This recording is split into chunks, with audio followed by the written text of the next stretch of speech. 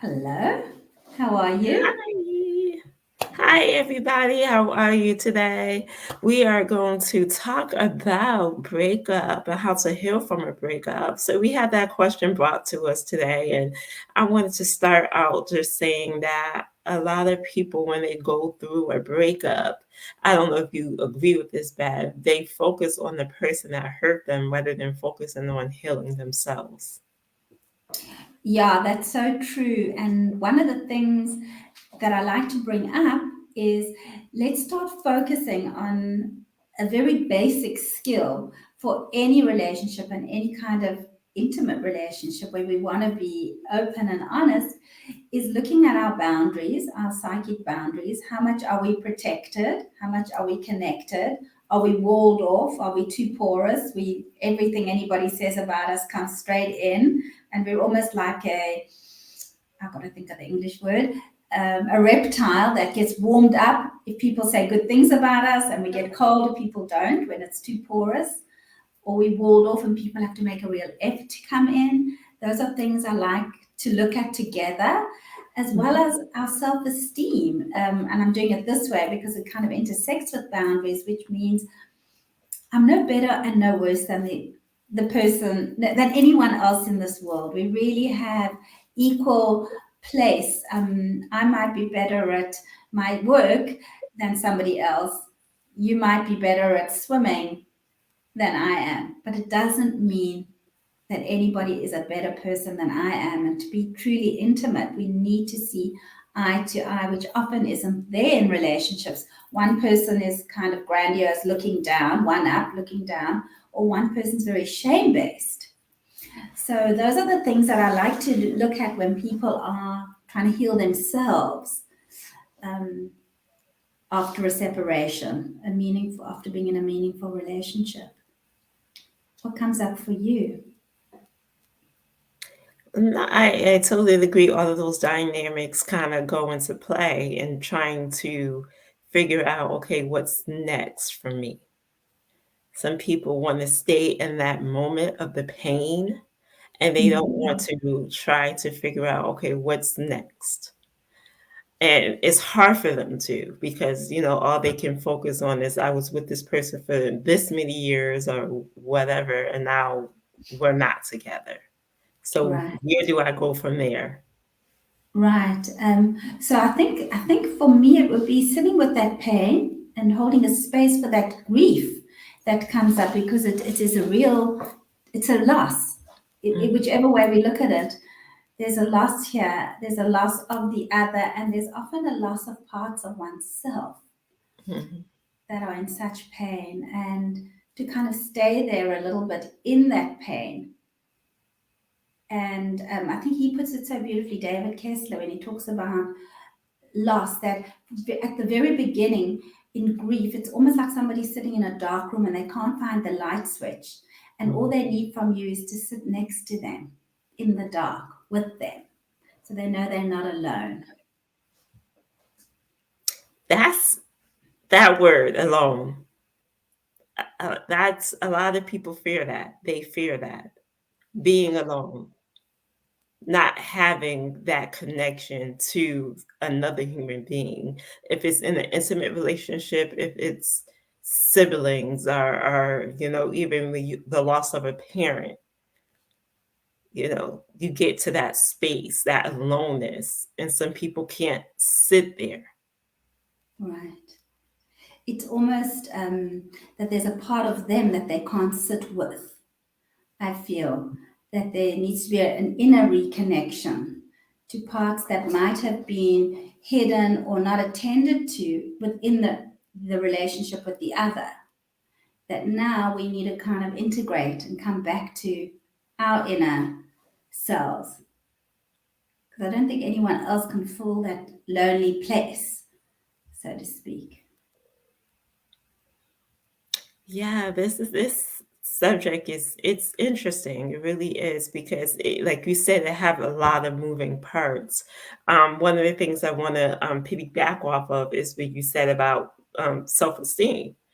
And Mm, that's one of the parts that you look at is someone's self-esteem. And I believe self-esteem plays a huge part in number one, in a relationship, and then when you break up from a relationship, because if your self-esteem was built off of that other person, now that person's not there to build you up. right. That's where boundaries come into play, where you Hmm. want to see that your boundary is protective but allows you to be engaged so that you can build up your self esteem. Healthy self Hmm. esteem is really in the middle of that relational recovery. It's being fully in relationship, but not being lost in relationship Hmm. and in relationship with yourself. Yes, yes, I definitely agree with that. I definitely agree. One of the things that I say all the time when I talk about this topic is that you have to be completely confident with yourself and healed within yourself.